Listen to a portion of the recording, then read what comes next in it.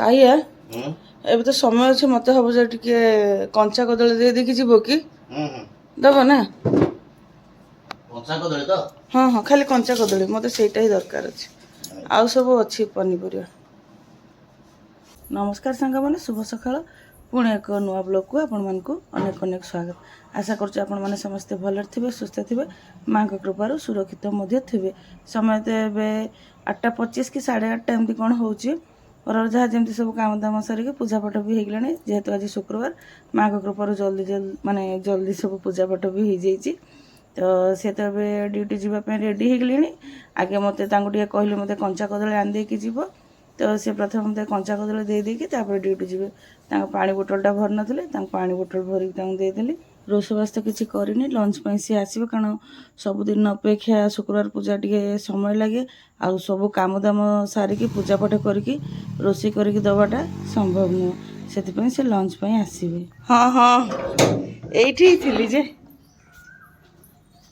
ବେଳ ହେଇନି ବେଶୀ ଡେରି ହେଇନି 8:30 8:25 ହେଇଛି। ଭଲ ଅଛି ତ କଦଳୀ ଗୁଡ଼ା ଆରାମସେ ଯିବା ପହଞ୍ଚିକି ଫୋନ୍ କରିଦେବା ଲଞ୍ଚ ପାଇଁ ଆସିବ। କ'ଣ କହିଲ? ହଁ ଗଛ ତ ଲଗେଇଥିଲା ମାନେ ଆସିବ ଖାଇବା ପାଇଁ ଆସିବ ଆଜି ତ ଅପସନ୍ ନାହିଁ ଆସିବ ଶୁକ୍ରବାର। ଷ୍ଟାଣ୍ଡ ଗାଡ଼ି ଷ୍ଟାଣ୍ଡ ଉଠାଅ ଗାଡ଼ି ଷ୍ଟାଣ୍ଡ ଉଠାଅ।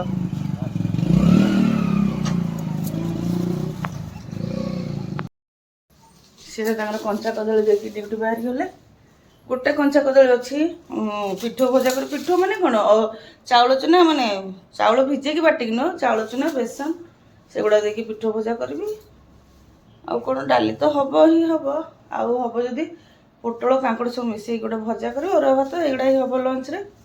ଏବେ ଯିବି ଟିକେ ଭୁସି ପିଇଦେବି ଭୁସି ପିଇ ସାରିକି ପୂଜାପାଠ ତ ସବୁ ସରିଛି ଭୁସି ପିଇକି ପନିପରିବା ସବୁ କାଟିବି ତାପରେ ଚା କରି ପିଇବି। ଚାଟା ପଛକୁ ପିଇବି କାରଣ ଚା ଟିକେ ବସିକି ନ ପିଇଲେ ମୋତେ ଭଲ ଲାଗିବନି। କପଡ଼ା ଆଜି ଭୋରୁ କଚା ହେଉଛି ବହୁତ କପଡ଼ା କଚା ହେଇଗଲାଣି ଆଉ ଅଳ୍ପ ଟିକେ ଅଛି ସେଇଟା ଖାଲି ଧୋଇ ଦେଇକି ସ୍ପିନିଂ କରି ଶୁଖେଇଦେଲେ କପଡ଼ା କାମ ସରିଯିବ। ଆଗେ ଯାଇ ଟିକେ ଭୁସିଟା ପିଇଦିଏ। ଭୁସି ପିଇବି କହୁଥିଲି ମୁଁ କହିଲି ନାଇଁ ଏଟାକୁ ଧୋଇ ଦେଇକି ସ୍ପିନିଂରେ ଦେଇଦେଇକି ପିଇବି। ଇଏଙ୍କର ଖାଲି ଲୁଙ୍ଗି ଗାମୁଛା ଆଉ ମୁଁ ଯେଉଁ ନାଇଟି ପିନ୍ଧିଥିଲି ସେଇଗୁଡ଼ାକ। ପାଣିଟା ଡ୍ରେନ୍ ହେଲା ଭିତରେ ପରିବା କାଢ଼ିଦେବା କାରଣ କାମ ତ ଲାଗିକି ରହିଥାଏ ଗୋଟେ ପରେ ଗୋଟେ କାମ ଗୋଟେ ପରେ ଗୋଟେ କାମ। ଶାଗ ବି ଅଛି କାଲି ଦୁଆରୁ ରଖା ହେଇଥିଲା ଲେଉଟିଆ ଶାଗ କଳମ ଶାଗ ବଛାବଛି କରିଦେଇଛି କାଲି ତ ସେ ଲେଉଟିଆ ଶାଗଟା କରିଦେଇଥିଲି କଳମ ଶାଗଟା ଅଛି କିନ୍ତୁ ଆଜି କରିବିନି କାଲି କରିବି। ସାଧାରେ ବି ଭାଜିଥିଲେ ଭଲ ଲାଗିଥାନ୍ତା କିନ୍ତୁ ଆଜି କରିବିନି। ପୋଟଳ ପଣସ ଅଛି କେବେଠୁ କରିବୁ କହିକି ସେଳାରେ କରିପାରୁନି। ଏଇ ଗୋଟେ କଦଳୀ ଅଛି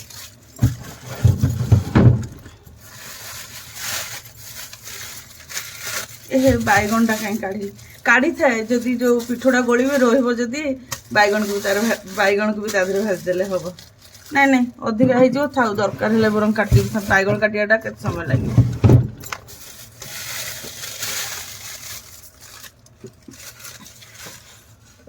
ସମୟ ଏବେ ବେଶୀ ହେଇନି 8:40 ହେଇଛି ଘଡ଼ି ତ 5 ମିନିଟ୍ ଫାଷ୍ଟ ଅଛି। ଏ ଲୋକ ରହିବ ମାନେ ଘରେ ସବୁ ଲାଇଟ୍ ଫ୍ୟାନ୍ ସବୁ ତାଙ୍କୁ ଦରକାର ସବୁ ଘର ଲାଇଟ୍ ଫ୍ୟାନ୍ ତାଙ୍କର ଦରକାର। ସେ ଘଡ଼ି କହିକି ନୁହଁ ମୋର ସବୁ ଘଡ଼ି ମାନେ ଯୋଉ ରୁମ୍ରେ ସବୁ ଘଡ଼ି ଲଗେଇଛି ସବୁ ଘଡ଼ି ଫାଷ୍ଟ ଅଛି। ପିମ୍ପୁଡ଼ି ହେଇଯାଇଛି ଯେ ମାନେ ଏ ଖରାଦିନ ନା ପିମ୍ପୁଡ଼ି ହେଇଯିବ ସାଇଡ଼ରୁ ନେଇଯାଏ। କଣ୍ଢେଇକୁ ଆମର ପିମ୍ପୁଡ଼ି ଭାରି ଡର ଦେଖିଦବ ମାନେ ଜମା ଡରେ ଖାଇବନି। ଥରେ କେକ୍ ବନେଇଥିଲି କପ୍ କେକ୍ ଥିଲା ଆପଣଙ୍କର କହୁଥିଲେ ମୁଁ କହିଲି କି ମାଇକ୍ରୋୱେଭ୍ ଭିତରେ ଥାଉ ଆଉ କେଉଁଠି ହେଲେ ପିମ୍ପୁଡ଼ି ହେଇଯିବ ଦେଖିଲା ବେଳକୁ ମାଇକ୍ରୋୱେଭ୍ ଭିତରେ ପିମ୍ପୁଡ଼ି ହେଇଗଲା। ସେ ଆଉ ଡରେ ସେ କେକ୍ ତ ଖାଇଲାନି କପ୍ କେକ୍ ଖାଇବା ହିଁ ସେବେଠୁ ଛାଡ଼ି ଦେଇଥିଲା। ଟିକେ ଜାଣିବାର ଯେତେବେଳେ ହେଲା ସେତେବେଳେ ଖାଇଲା କପ୍ କେକ୍ ମାନେ ଗୋଟେ ତାର ଡର ରହିଗଲା ଯେ ପିମ୍ପୁଡ଼ି କହିକି ତାକୁ ଭାରି ଡର ପିମ୍ପୁଡ଼ି ବୁଢ଼ିଆଣୀ ଥିବ ସେ ଜୀବନୀ ବାଥରୁମକୁ ତାକୁ ଏତେ ଡର ବୁଢ଼ିଆଣୀ।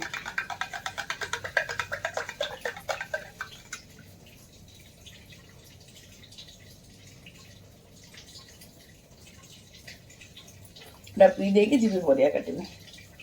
ପରିବା ସବୁ କଟାକଟି ହେଇଗଲା। ପୋଟଳ କାଙ୍କଡ଼ ଆଳୁ କାଟିଛି ଭଜା ପାଇଁ କାଙ୍କଡ଼ 2ଟା ମାତ୍ର ଥିଲା ଆଉ ଇଏ କଦଳୀ ପିଠଉ ଭଜା କରିବି କହିକି କଦଳୀ କାଟିକି ଟିକେ ହଳଦୀ ପାଣିରେ ଭିଜେଇକି ରଖିଦେଇଛି।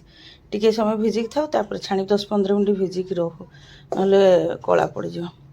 ଭଜା ତ ଟିକେ ଅଧିକା ହେଇଯିବ 2 ଜଣଙ୍କୁ, ଅବଶ୍ୟ ରାତିକି ରହିଲେ କାମରେ ଆସିବ। ଡାଲି ବି ଟିକେ ଅଧିକା କରିଦେବି।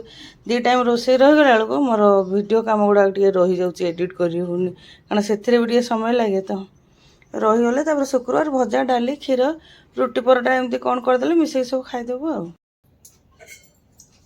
ତେଲ ସରିଯାଇଛି ତେଲ ଡବାରେ, ତେଲ ଓଜାଡ଼ିକି ଡାଲି ଆଉ ଭାତ ପାଣିଟା ବସେଇଦେବି, ଚା ବସେଇବି। ତାପରେ ମୁଣ୍ଡଟା ବି ବିନ୍ଧିଲାଣି, ମୁଣ୍ଡ ଶୁଖିନି ଠିକ୍ ସେ ନା, ମୁଣ୍ଡ ବିନ୍ଧୁଛି। ଏଥିରେ ଏତିକି ତେଲ ଅଛି ଯେ, କିନ୍ତୁ ରୋଷେଇ କଲାବେଳେ ସରିଯିବ, ପୁଣି ରୋଷେଇ କରୁଥିବୁ ହଇରାଣ ହେବି ବୋଲିକି ଓଜାଡ଼ି ଦିଏ ସବୁ। 2ଟା ବୋତଲରେ ତେଲ ସରିଯାଇଛି। ମୁଣ୍ଡଟା ରୁକ୍ ରୁକ୍ ହେଲେ କାମ କରିବାକୁ ଜମା ବି ଭଲ ଲାଗିବନି।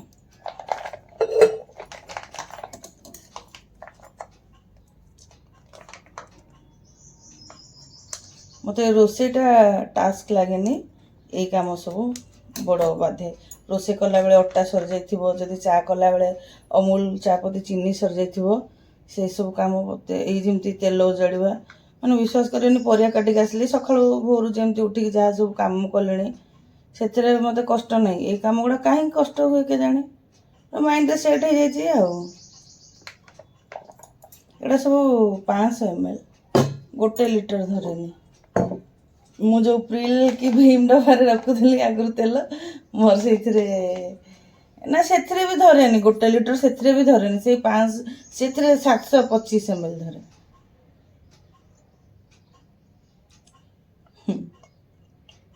ଛଲକି ନଥିଲା, ଟିକେ ଛଲକି ଗଲା, ଚଳିବ।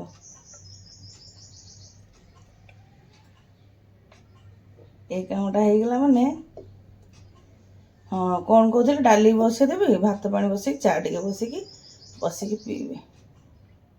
ସେ ତ ଆସିଲା ବେଳକୁ 1 ଯେ, କିନ୍ତୁ ମାଇଣ୍ଡରେ ଥାଏ ନା, ଟାଇମ୍ ଭିତରେ ନ କଲେ ଲେଟ୍ ହେଇଯିବ, ଗୋଟେ ଲୋକ ହଇରାଣ ହେବେ। ଖାଇକି ତ ଯିବେନି, ଟିଫିନ୍ ନେଇକି ଯିବେ। ଏଥିରେ ଇଏ କରିଦେଇଥାଏ, ଅଣେଇ ଦେଇଥାଏ ଯେ, ଟିକେ ତେଲ ଥିଲା ବି ନା, କାଳେ ଓଭରଫ୍ଲୋ ହେଇଯିବ, ଓଭରଫ୍ଲୋ ହେଇଯିବ। ମୁଣ୍ଡଟା ବିନ୍ଧୁଛି। ସୋରିଷ ତେଲ ଅପେକ୍ଷା ନା ରିଫାଇନ୍ ତେଲ ଟିକେ ଚିଟା ଚିଟା ହୁଏ। ଏଇ ତେଲ ଏତେ ହୁଏନି, ତଥାପି ତେଲ ଜାତୀୟ ଜିନିଷ ହେଇତ ଚିପଚିପା, ସେ ଯେତେ ଭଲ ତେଲ ହଉନା କାହିଁକି। ବଡ଼ କାମଟା ମୋର ହେଇଗଲା, ବଡ଼ ଖୁସି ମୁଁ। ଏଇ କାମଟା ହେଇଗଲା, ମୁଁ ବଡ଼ ଖୁସି। ଇଏ ହେଲା, ଏଇଟା ଦେଇଦବା।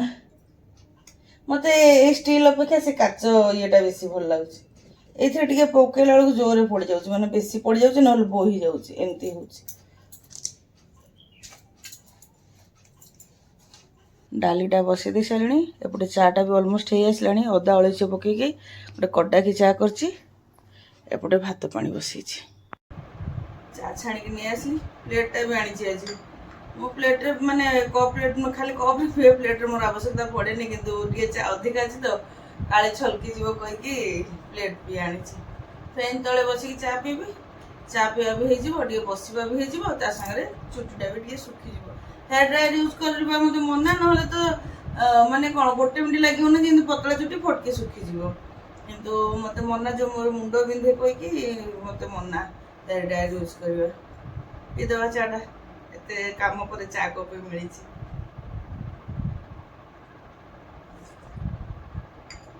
ବଡ଼ ସିପ୍ଟେ ପଳେଇଲା, ଭଲ ହେଇଛି, ଚାଟା ଭଲ ହେଇଛି। କୁକର ସିଆଡ଼େ ସିଟି ମାରିକି ଡାକ ପକେଇଲାଣି। ଚା ପିଆ ହେଇଗଲା, ରେଷ୍ଟ ହେଇଗଲା, ଚୁଟି ଶୁଖିଗଲା, ସବୁ କାମ ହେଇଗଲା। ଏଗୁଡ଼ାକ ସବୁ ପଛରେ ଧୋଇବି, ରୋଷେଇବାସ ସରୁ ସବୁ। ସିଟି ଆସିବା ପର୍ଯ୍ୟନ୍ତ, ମାନେ ଶୁଁ ଶୁଁ ହେଉଛି, ଆଉ ଟିକେ ଡେରି ହଉ। 1 ସିଟି ମାରିବାକୁ ଦେବୁନି, ସେ ଶୁଁ ଶୁଁରେ ବନ୍ଦ କରିଦେବୁ, ଗ୍ୟାସ୍ରେ ଡାଲିଟା ପୁରା ପରଫେକ୍ଟ ହେଇଯିବ। ଭାତ ପାଣି ବି ଗରମ ହେଇଯାଇଥିଲା, ଚାଉଳ ପକେଇଦେଲେ। ଏ ଅରୁଆ ଚାଉଳ ବି ଟିକେ ପୁରୁଣା ହେଇଯାଇଛି, ସମୟ ଲାଗୁଛି। ମାନେ ଅରୁଆ ଚାଉଳ କ'ଣ, ଭାତ ପାଣି ଗରମ ହେଇକି ଥିଲେ ବହୁତ ବେଶୀରୁ 10ରୁ 15 ମିନିଟ୍ ଭିତରେ ହେବ, କିନ୍ତୁ ଇଏ ପାଖାପାଖି ଅଧଘଣ୍ଟେ ଭଳିଆ ବସୁଛି। ଭଜାଟା ବସେଇଦେଲି, ଭାତଟା ବି ହେଇଗଲାଣି ଗାଳି ଦେବା। ଟିକେ ଛତୁଆ ପିଇବି, ଭୋକ ହେଲାଣି। ରୋଷେଇ ବି ପାଖାପାଖି ଅଧା ଅଧି ହେଇଗଲାଣି। ଟିକେ ଛତୁଆ ପିଇ ଦେଇକି ଆଉ ଯାହା ରୋଷେଇ କରିବି। ଡାଲି ବଘାରି ଦେଲି, ଭାତ ତ ଆମର ହେଇଯାଇଥିଲା, ଭଜା ବି ହେଇଗଲା। ରୋଷେଇ ତ ଅଲମୋଷ୍ଟ ସରିଗଲା, ଖାଲି କଦଳୀ ପିଠଉ ଭଜାଟା ହେଇଗଲେ ରୋଷେଇ ପୁରା କମ୍ପ୍ଲିଟ୍। ସମୟ ଏବେ 11:25 ହେଲାଣି।